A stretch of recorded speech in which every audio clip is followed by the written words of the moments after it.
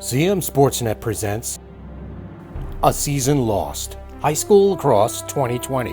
Brought to you by Carroll Lynx. And today we have John Piper, who's the head lacrosse coach at Manchester Valley High School, and two of his players, Gabe Eichler and Ethan Pratt. What are your plans for your players, especially the guys you got coming back? Right now, a lot of them are excited at the prospect of clubs starting up. Carroll County still kind of pretty shut down, but like I know Gabe's with the Hereford Lacrosse Club, and I know they're starting to have practices. There's guys going down into Howard County starting to have practices. Howard County just sent out an email that their summer league is hoping to start after July 4th. So that's some good news there. I know guys are that aren't playing club are looking to do that. There was even a couple seniors thinking about playing in the summer league. They let it up to graduating seniors so they could have a little sort of their last hurrah as well. So that's kind of it. We're still, like I said, we're still kind of shut down. I coach football as well. We can't even work with students or players right now. Nothing's open. So what are you guys doing to stay in shape? Pretty much every day I've been trying to run 2 miles and get my time down for that. And my coach at Goucher sent us our workouts a couple weeks ago, which is like a daily thing that I've been doing as well. And how about you, Gabe? I've been doing something similar. I've club practices 3 days a week, so we do a lot of conditioning there. But outside of that, I've tried to been lifting every day and going on longer runs to keep up my endurance to stay in shape as best as possible. So, guys, how can you have lacrosse practice and try to avoid not catching this virus? What are they doing differently at these practices now? When we started up, we had to split into 3 separate groups. It was about 3 groups of 7 to 8 players, and we would go to different parts of the field. My team had 2 fields to itself, so right. We would go on complete different sides of the field.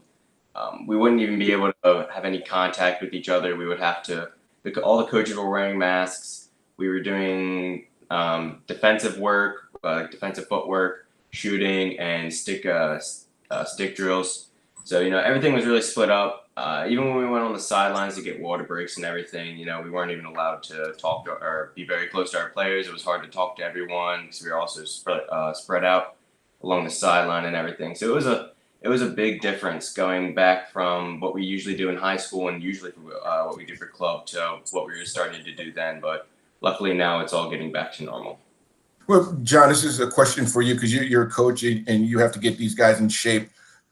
Can these guys still play and not have these practices, not go against each other and get in games and then go play these multi-game, multi-day tournaments? Or has the tournaments changed where it's just one day, a couple games, and get them in and get them out? I'm still waiting to hear about how those tournaments are going to be. I know a lot of them got pushed back to August. There's even talk about moving them into the fall, trying to push them back as far as possible to see where we are as a state. And some of that, I think, is going to be up to each state and where they are, what phase they are.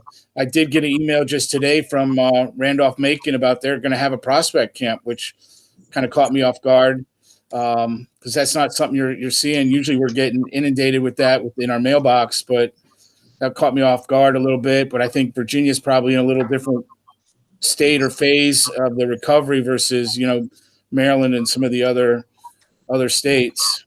I know there's talk about maybe the college coaches, it would just be filmed. A lot of this stuff would be filmed and college coaches would be sitting in their offices watching it on their laptop. But I haven't heard as far as, the contact and actual playing the game and the threat of the spread of the virus. Right. I know some college coaches have said, maybe the best thing for them to do is just the individual workouts and working on their individual game, whether that's, on a field or in their backyard or whatever. That might even be sort of a better purpose